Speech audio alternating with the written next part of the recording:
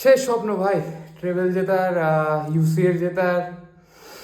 But তুমি কি টিমটার থেকে প্রাউড ফিল করো না ভাই? সত্যি কথা বলো, অ্যাজ আ কুলের, অ্যাজ আ বার্সা ফ্যান, এই টিমটা যা খেলেছে, যা মেন্টালিটি দেখিয়েছে, তুমি কি প্রাউড ফিল করো না? আমি জানি ভাই, প্রত্যেকটা বার্সা ফ্যানের এই বছরের স্বপ্ন আলাদা লেভেলের ছিল। মানে আমরা অনেক বেশি এক্সপেক্ট করে ফেলেছিলাম সত্যি। মানে ট্রেভেল জিতবো, হেক্সা জিতবো ভাই, না ওগুলো হয় না, আসলে হয় না। মানে ব্যাপারটা বুঝতে হবে, টিমটার একটা ইনজুরি ব্যাপার আছে, তারপর ওদিকে ইনএক্সপিরিয়েন্সড প্লেয়ার আছে যারা ফাম্বল করবে ভাই। আর অবশ্যই বার্সার তো অবশ্যই ডিফেন্সে ভুল আছেই ভাই, নইলে গোলগুলো এত তো ইজিলি খায় না। একটা হিস্টোরিক ভাই সেমিফাইনাল হয়েছে ভাই, একটা কি বলবো, মানে one of the most beautiful game in football. আর ইউসিএল সেমিফাইনাল মনে রাখবে ভাই এই ইন্টার বার্সার গেমটাকে। 7-6 মার্জিন ভাই, এই ম্যাচটা 4-3 আমরা হেরে গেছি। মন খারাপ ভাই। কি করবো মন খারাপ করে, এখন তো অভ্যাস হয়ে গেছে। সেই লিভারপুল, রোমা, ওইদিকে পিএসজি, বায়ার্ন মিউনিখ, কতবার আমরা নক আউট হয়েছি ভাই এই জায়গা থেকে। আর এই সিজনেও দ্য স্টোরি রিমেইন সেম। আর কি কি মানে এক্সপেকটেশনটা হয়তো এই বছর অনেক হাই ছিল যে ফাইনালে পৌঁছাবো, ফাইনাল খেলবো, হানসি ফ্লিকের জন্য ভাই, ওই মানুষটার জন্য। কিন্তু হয়নি। ইন্টার জিতে গেছে এবং ইন্টার হাজার গুণ ভালো খেলেছে ভাই, এই নিয়ে কোনো সন্দেহ নেই। কোনো এক্সকিউজ আমি দিচ্ছি না যে বার্সার এই ছিল না, কুন্ডে ছিল না, বালদে ছিল না, লেভানডস্কি ইনজুরি থেকে ব্যাক করছিল, আমাদের সাবস্টিটিউশন বেঞ্চ অতটা স্ট্রং না যতটা ইন্টারের আছে। এসব কোনো এক্সকিউজ না ভাই। আমরা খারাপ খেলেছি, আমরা হেরে গেছি, আমরা যে ফাইট ব্যাকটা করেছি তার উপর আমি গর্ব ফিল করি ভাই, তার উপর আমি প্রাউড ফিল করি। এ নিয়ে আমার কোনো সন্দেহ নেই। ম্যাচে আসবো ভাই। ম্যাচের শুরুটা একদম ভাই, এই ম্যাচটা নিয়ে একটা হাইপ ছিল অল ওভার ওয়ার্ল্ডে, মানে পুরো বিশ্বজুড়েই একটা যা লেভেলের ফার্স্ট লেগটা হয়েছিল 3-3-এর, সেখান থেকে প্রত্যেকটা মানুষ, ফুটবল ফ্যান এক্সপেক্ট করেছিল যে এই গেমটাও সেই রকম কিছু হবে। এবং সত্যি কথা, অ্যাজ আ নিউট্রাল ফ্যান এই ম্যাচটা সবাই এনজয় করেছে। আর সেই রকমভাবেই ম্যাচটা হয়েছে। শুরুতেই ভাই ফার্স্ট হাফটা পুরোটা ইন্টার খেলেছে, মানে জাস্ট ডমিনেট করেছে। ফ্রেঙ্কি, পেড্রি এরা জাস্ট মিডফিল্ড থেকে মনে হচ্ছিল অবসোলেট হয়ে গেছে, মানে নেই। ফ্রেঙ্কি একদম গেম থেকে বাইরে, ড্যানি অলমো গেম থেকে বাইরে।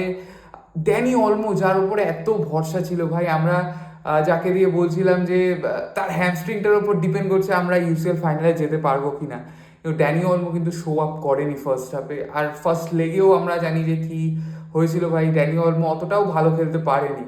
আর সেই অবস্থা জেরার্ড মার্টিনের আমরা দেখছিলাম বারবার ওই দিক থেকে ডামফ্রিজ ভাই, উফ, এই প্লেয়ারটা মানে 5টা গোল কন্ট্রিবিউশন দুটো ম্যাচে, can you imagine it? Dumfries ভাই, কি শত্রুতা তোর বার্সার সাথে। ওইদিকে অ্যারন ওয়ান মিসে ভাই আলাদা লেভেলে, মানে দানব দানব, সব কটা 7 ফুটের 6 ফুটের এক একটা দানব। আরে বার্সেলোনা জেরার্ড মার্টিনকে ধাক্কা দিয়ে ফেলে দিচ্ছে ভাই, আলাদা আলাদাই ওরা গায়ে শক্তি।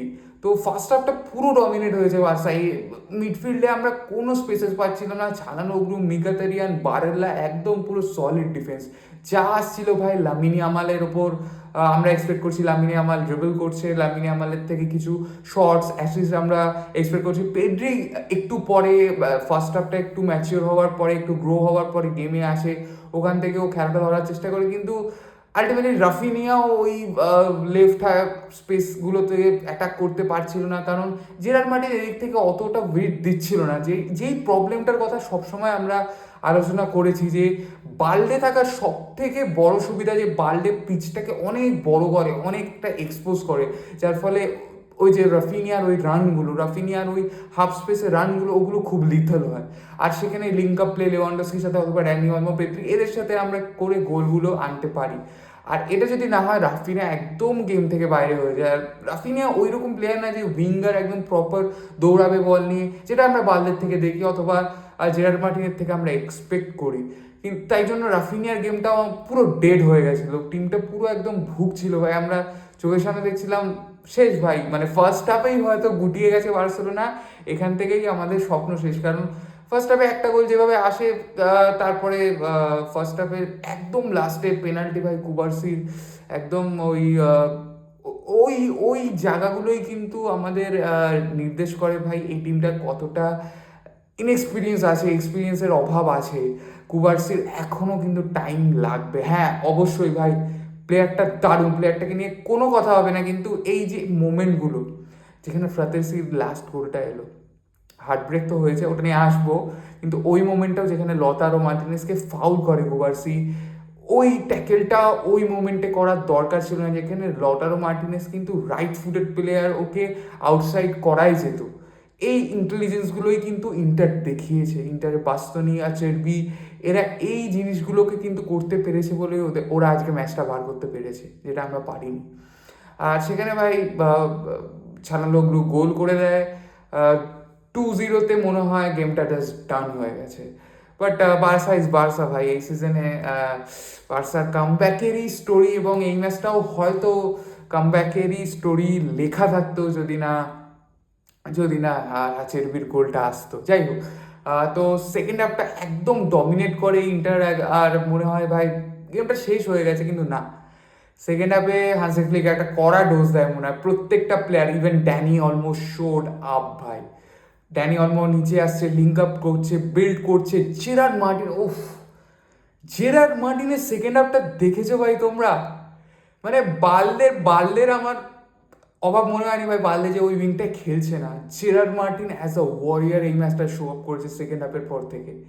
প্রত্যেকটা ডুয়েলসে গেছে, প্রত্যেকটা বল উইন করেছে, প্রত্যেকটা অ্যাটাকে কন্ট্রিবিউট করার চেষ্টা করেছে, এবং দুটো অ্যাসিস্ট কিন্তু জেরার্ড মার্টিনের পা থেকেই এসছে। আর এটাই শো করে ভাই La Masia, you can never doubt in La Masia. Second হাফে শুরু হয় বার্সা একদম শুরু থেকেই ভাই অ্যাটাক করে, লামিন ইয়ামাল, রাফিনিয়া অনেকটা গেমে আসে, কারণ জেরার্ড মার্টিন অনেকটা স্পেস দিচ্ছিল। আর হান্সি ফ্লিকের এই চিন্তাটা, এই ট্যাকটিক্সটা কিন্তু খুবই ইমপ্রেসিভ ছিল, যেখানে দুটো উইঙ্গার ভাই, মানে একদিকে জেরার্ড মার্টিন আর একদিকে এরিক গার্সিয়া খেলছিল, দুজনই কিন্তু স্প্রেড করে গেছিলো, যেটা আমরা দেখছিলাম। আর কুবার্সিয়া, রিনিগো মাঝখানে থাকছিল, ফ্রেঙ্কি একটু ড্রপ করছিল, যেটা আমরা ইউজুয়ালি খেলে থাকি বার্ডে আর কুন্ডে থাকলে। কারণ জেরার্ড মার্টিন থাকলে আমরা একটু কনজারভেটিভ হয়ে নিচে খেলি, একটু পিছনে খেলি, কিন্তু যখন তুমি 2-0 আছো, তোমার কাছে হারার মতো কিছু নেই, তুমি অবশ্যই ট্রাই করবে অ্যাটাক করার, গোল করার চেষ্টা করবে। আমরা সেটা দেখি, এবং সেটা লাভ আমরা পাই। রাফিনিয়া গেমে আসে, ম্যাচটা ওপেন হয়, ফার্স্ট গোলটা এরিক গার্সিয়া, সুন্দর গোল ভাই, সুন্দর গোল, কোনো কথা হবে না, স্ট্রাইকার লাইক ফিনিশ একদম। আর তারপরে কিন্তু আবার ওই প্রেশারটা কন্টিনিউ করি, এবং সেকেন্ড গোলটাও ড্যানি অলমোর খুবই ভালো হেডার ভাই, একদম ফ্রি স্পেসে ড্যানি অলমোকে ফাইন করে, এবং ওখান থেকে 2-2। আর ম্যাচটা মনে হচ্ছিল কিন্তু বার্সা আবার কাম ব্যাক করেছে, এইবার কিন্তু আবার আমরা ম্যাচটা জিততে পারি, এবং সেই দিকেই ম্যাচটা কিন্তু যাচ্ছিল আস্তে আস্তে। আর অবশ্যই আমি কথা বলবো ইয়ান সোমারের ভাই, উফ, আজকে ইয়ান সোমার না থাকলে হয়তো ম্যাচটা আমরা বার করে দিতাম ভাই। ব্রিলিয়েন্ট সেভ করেছে, ওই এরিক গার্সিয়ার ওই সেভটা হয়তো তোমাদের মনে আছে, লামিন ইয়ামালের লাস্টের ওই সেভটাও হয়তো তোমাদের মনে আছে। আলাদা লেভেলের সেভ করেছে আজকে ইয়ান সোমার, তো ইয়ান সোমানের প্রশংসা অবশ্যই করতে হবে। থার্ড গোলটাও কিন্তু তারপরে আসে ভাই রাফিনিয়ার থেকে, মাঝখানে ইন্টার বেশ কয়েকটা অ্যাটাক করেছিল, চান্সেস ক্রিয়েট করেছিল, কিন্তু সেকেন্ড হাফেও কিন্তু আবার বার্সেলোনা পুরোটা ডমিনেট করেছে। মানে স্যান সিরোতে গিয়ে কিন্তু আমরা একদম ইন্টারকে ওদের ডিপ ডিফেন্সে ঢুকে যেতে বলেছি। আর ইজি না ভাই, একটা টিম যখন পাকদাবাজ করে 10 জন মিলে ডিফেন্স করছে, কি করে গোল বার করবে? It's not easy. The defenders like Acerbi, Bastoni, ওখানে ডামফ্রিজ আছে ভাই, মিখাতারিয়ান, আলাদা লেভেলের এই প্লেয়ারগুলো, এক একটা দানব। এদের সামনে এরা 10 জন তোমার পাকদাবাজ করে বক্সের ভিতর ঢুকে বসে আছে, তুমি কি করে? টাফ হয় ভাই গোল করা। সেখান থেকে আমরা 3টে গোল বার করেছি লাস্টে রাফিনিয়ার, এবং ওখানে মনে হয় যে গেমটা ডান অ্যান্ড ডাস্টেড, বার্সেলোনা ফাইনালে যাবে, কিন্তু না, স্বপ্ন স্বপ্নই থেকে যায় ভাই, স্বপ্ন সব সময় পূরণ হয় না। ইন্টারের স্বপ্ন পূরণ হয়েছে অবশ্যই, কারণ আচেরবির ভাই লাস্ট মোমেন্টে একটা ইমপ্রেসিভ গোল, ইমপ্রেসিভ বলবো না, জেরার্ড মার্টিন, আবার সেই জেরার্ড মার্টিনেরই প্রশংসা আমি করতে যাব। লাস্ট মোমেন্টে জেরার্ড মার্টিনের একটা স্লিপ আপ, ওখান থেকে ভাই আচেরবির একটা গোল, যেখান থেকে ম্যাচটা এক্সট্রা টাইমে যায়। আর in extra time you can never predict ভাই, কারণ টিম, দুটো টিমকেই ভাই প্রচণ্ড ফ্রাস্ট্রেটেড, প্রচণ্ড হাঁপিয়ে গেছিলো, স্বাভাবিক ব্যাপারে। 120 মিনিটে যখন খেলা হচ্ছে, 90 মিনিট হয়ে যাওয়ার পর, তখন তুমি এক্সপেক্ট করো না যে ওই রকম ইন্টেন্সিটিতে খেলা হবে। আর সেখানে কিন্তু এক্সপিরিয়েন্সের খাতিরে ইন্টার অনেকটা এগিয়ে ছিল, যেখানে দারমিয়ানের মতো প্লেয়ার, ফ্রাতেসির মতো প্লেয়ার, জিলেন্সকির মতো প্লেয়ার, তারেমির মতো প্লেয়ার এরা কিন্তু শো আপ করেছে। আর যেখানে আমাদের অভাব ভুগিয়েছে ভাই, ওখানে আমি বলবো একটা খুব ব্লান্ডার হয়েছে ভাই কুবার্সির, ওটা মার্কিং করা উচিত ছিল, যেখানে এতটা স্পেস পেয়েছে ফ্রাতেসি। আর আরেকটা হার্ট ব্রেক দিয়ে দেয় ভাই বার্সা ফ্যানদের, সেই ওরিগি আর এই ফ্রাতেসি ভাই। আর সেখান থেকে কিন্তু 4-3 ম্যাচটা ওই মোমেন্টে যায়। তারপরেও আশা আছে, অবশ্যই আশা রাখা উচিত ভাই, এই বার্সেলোনা টিম যেভাবে খেলছে। কিন্তু সবসময় হয় না ভাই, লাস্টে দেখা যাচ্ছিল পরিষ্কার, এটা ক্লিয়ার ছিল ভাই যে প্লেয়াররা টিমটা আর শো আপ করতে পারছে না। লামিনি আমাদের শর্টসগুলো কানেক্ট হচ্ছে না, ড্রিবলগুলো ঠিকঠাক সাকসেসফুল হচ্ছে না। এটা দেখা যায় ভাই লাস্টে যখন তুমি এতটা টায়ার্ড হয়ে পড়ো, কারণ বার্সেলোনা কন্টিনিউয়াসলি খেলে গেছে প্রত্যেকটা ম্যাচ, প্রত্যেকটা গেম এই সিজনে হাই ইন্টেন্সিটি ভাই, হাই প্রেস, হাই লাইন, প্রত্যেকটা 11টা প্লেয়ারই একদম হাই প্রেস করে খেলছে। এইরকম ইন্টেন্সিটিতে তুমি প্রত্যেকটা ম্যাচ ফিনিশ করতে পারো না। আর সেটার অভাবে কিন্তু ভাই এই ম্যাচটা আমাদের পকেট থেকে বেরিয়ে গেছে সেইটার জন্যে। বাট আমি এই টিমটার ওপর আবারও বলছি প্রাউড ফিল করি, এই ব্যাচটার উপর প্রাউড ফিল করি। হান্সি ফ্লিক এই টিমটাকে যেভাবে খেলিয়েছে, এই টিমটাকে যেভাবে শো আপ করেছে পুরো গোটা ইউরোপের কাছে, যারা স্লিপিং জায়ান্ট হয়ে গেছিলো ভাই, বার্সেলোনা মনে হচ্ছিল যে গ্রুপ স্টেজই ক্লিয়ার করতে পারে না ভাই, সেই বার্সেলোনা কি আর ইউরোপিয়ান জায়ান্ট থাকবে। কিন্তু না, এই সিজনে আমাদের কামব্যাক হয়েছে ভাই, প্রত্যেকটা ম্যাচে আমরা কামব্যাক করেছি, প্রত্যেকটা। সেই বেনফিকার ম্যাচের কথা কিন্তু আমরা কেউ ভুলবো না ভাই। এই টিমটা আলাদা লেভেলের এই সিজন পারফর্ম করেছে। হ্যাঁ জানি ভাই অনেক ট্রোল হবে, মাদ্রিদ ফ্যানরা অনেক ট্রোল করবে, কিন্তু না, আমরা কুলেররা, বার্সা ফ্যানরা ইউনাইটেড থাকবো। আমরা জানি এই টিমটা কি খেলেছে, এই টিমটা কি লেভেলের ইন্টেন্সিটি দেখিয়েছে ভাই, আর কি পোটেনশিয়াল আছে। আমি জানি ভাই এই টিমটা যদি আরও ভালো নেক্সট সিজনে আসে, ওরা আরও এক্সপিরিয়েন্সের সাথে আরও বেটার রেজাল্ট শো করতে পারবে। এখনও সিজন শেষ নয়, সামনের এল ক্লাসিকো আছে, আমাদের লালিগা হাতে আছে। আর ভাই আমি তো একদমই La Liga with the 2 domestic cup এই সিজনটাকে খারাপ বলবো না। কারণ এই সিজনের শুরুতে আমরা সবাই জানি ভাই কি এক্সপেকটেশন ছিল, যে টিমের অবস্থা একদম ভাঙাচোরা ভাই, কি আসছে, জাভি চলে গেছে, হান্সি ফ্লিক আসছে, কীরকমভাবে অ্যাডপ্ট করবে ওনার প্লে স্টাইল। কিন্তু না, টিমটা ঘুরে দাঁড়িয়েছে, প্রত্যেকটা প্লেয়ারের মেন্টালিটি বিস্ট হয়ে গেছে। আর সেখান থেকেই কিন্তু আমাদের এই টিমটা এই জায়গায় এসে পৌঁছেছে। আমি বলবো ভাই কেউ মন খারাপ করো না, জানি একটা হার্ট ব্রেক আবারও হয়েছে, এই এই লসটা অনেক দিন মনে থাকবে।